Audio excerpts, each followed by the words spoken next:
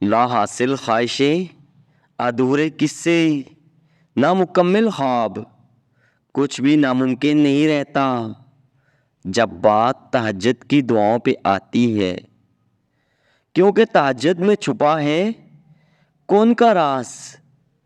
تہجد کے وقت اگر آپ کی آنکھ کھلے تو سمجھ لیں کہ نماز کے لیے بلاوا آسمان سے آیا ہے۔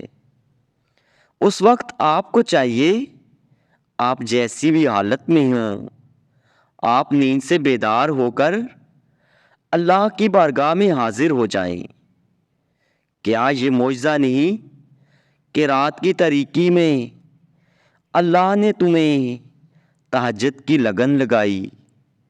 تہجد پڑھنے والوں کے قصے ہی الگ ہوتے ہیں، معجزے بھی انتظار کرتے ہیں ان کی زندگی کا حصہ بننے کے لیے۔ دعائیں جب قبولیت کے لیے اللہ کے روبرو ترتیب سے کھڑی ہوتی ہیں تو تہجد کی دعائیں سب سے پہلی صف میں ہوتی ہیں۔ تہجد کا خاموش سجدہ اور زار زار بہتے ہوئے آنسو اللہ کبھی بھی ضائع نہیں کرتا۔ جن دعاؤں کی ابتدا تہجد سے ہو ان کی تعبیر بڑی کمال کی ہوتی ہے۔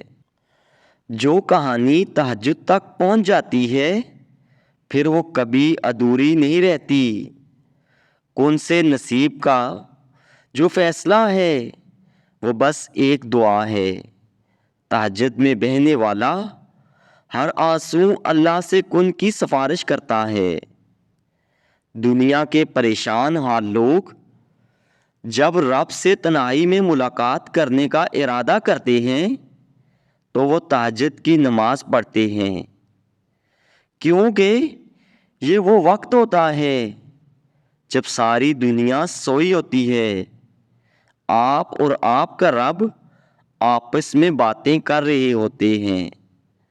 اس وقت اللہ کے سامنے بیٹھے بے بس انسانوں کی فریاد اللہ کبھی بھی ضائع نہیں کرتا۔ تمہارا تہجد کے وقت اٹھ جانا بے وجہ کیسے ہو سکتا ہے؟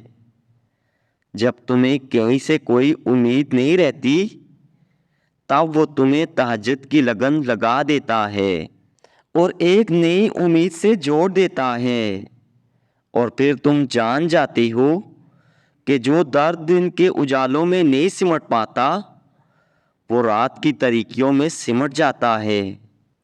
جو سکون تمہیں کہیں نہیں ملا اسے ایک دفعہ تہجد میں ڈھونڈ کر تو دیکھو۔ جو تمہیں اب تک نہیں ملا اسے تہجد میں مانگ کر تو دیکھو۔ تھوڑے رابطے سے بات نہیں بنتی تو رابطہ بڑھا کر تو دیکھو۔ اللہ رب العالمین سے مانگو اور بار بار مانگو، تب تک مانگتے رہو جب تک وہ اس چیز کو تمہاری جھولی میں نہیں رکھ دیتا یا تمہارا دل نہیں بدل دیتا۔ تم اس سے امید لگائے رکھو، وہ اس امید کو کبھی ٹوٹنے نہیں دے گا، کیونکہ اللہ کو نوجوان کا تہجد پڑھنا بہت پسند ہے۔ جب تم خالص اللہ کے لیے اپنا گرم بستر چھوڑ کر اللہ کی بارگاہ میں حاضر ہوتے ہو تو کیا وہ تمہیں کبھی خالی ہاتھ لوٹائے گا؟ نہیں، بالکل بھی نہیں، کیونکہ وہ خوش ہوتا ہے جو اس سے مانگتے ہیں اور وہ انہیں عطا کرتا ہے جو صرف اسی سے مانگتے ہیں اور اسی سے مدد چاہتے ہیں۔